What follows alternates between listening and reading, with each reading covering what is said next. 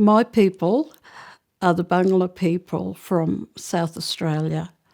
That covers a great area, Roxby Downs, right down to Port Augusta. In my family, there was mum and dad, of course, two older brothers.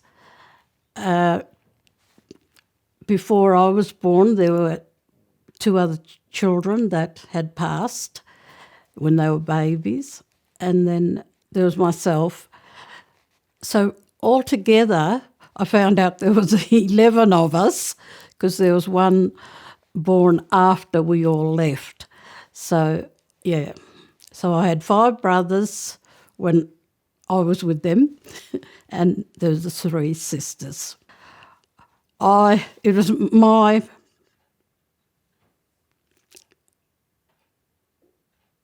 responsibility to look out for the younger ones. There were 2 older boys, but they went and did their own thing.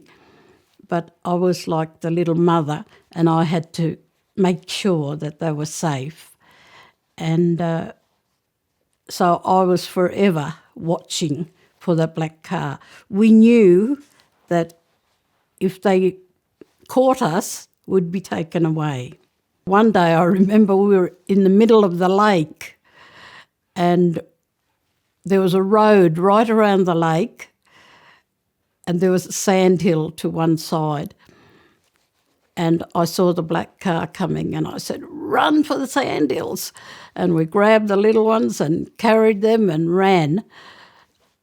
Fortunately for us, the black car had to go right around the lake. So we were up, just made it to the sandhills and started climbing up, and they jumped out and tried to come up after us, and we were just standing there laughing because they couldn't come. They couldn't catch us. One day they got us. I ended up in Port Augusta. There was a mission there called Amiwara, meaning place under the sun, under the Milky Way. I was put there. My brothers and sisters were all taken. They did spend a little time in the mission, but soon they were all taken to Adelaide. My 2 eldest brothers went together to one boys' home in Adelaide. My 3 youngest brothers went together to another boys' home in Adelaide, and my 2 sisters went to a foster home in Adelaide. The missionary said, "Could you take the oldest girl?" And that lady replied, "I only want the 2 pretty young girls." That broke my heart because I wasn't used to being separated from my family. How old were you? I was 8 years old at that time. I had a secret place that I would go to. I wasn't allowed to go into the building. None of us were through the day. We all had to play outside. But there was a nice little dark room that I would go sneak in. I was being naughty. And I needed that time.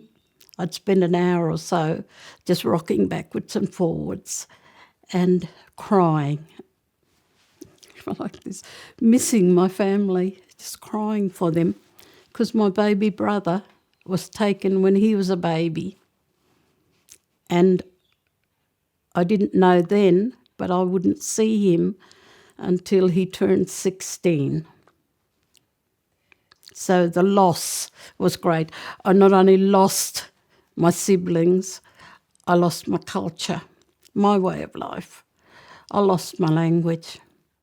There were 3 missionary ladies looking after 75 children, Aboriginal children, and I felt very safe and secure there.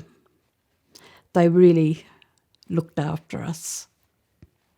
And we were brought up as brothers and sisters, boys and girls. The only thing that I found wrong with that was that my family couldn't stay with me. And yet a lot of the other boys and girls, they had their families there. There was one that had 6 of their family with them and so forth. You know, it just, why was mine taken? I can't speak for anyone else. I know it was better for me. When you go through experiences like this, you either become better or you become bitter. And I saw a lot of bitter. And I didn't want to be like that. I wanted to be a better person.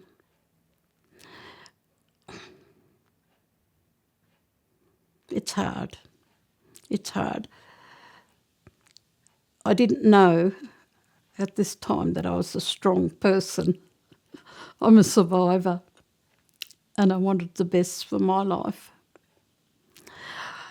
I did ask 2 ladies one day from the mission that I was in when they were in there. I just said, oh, it's just been so hard.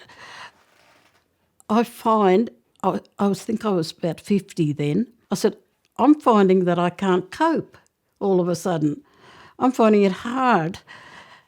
I'm breaking down all the time and I just kept rambling on about it.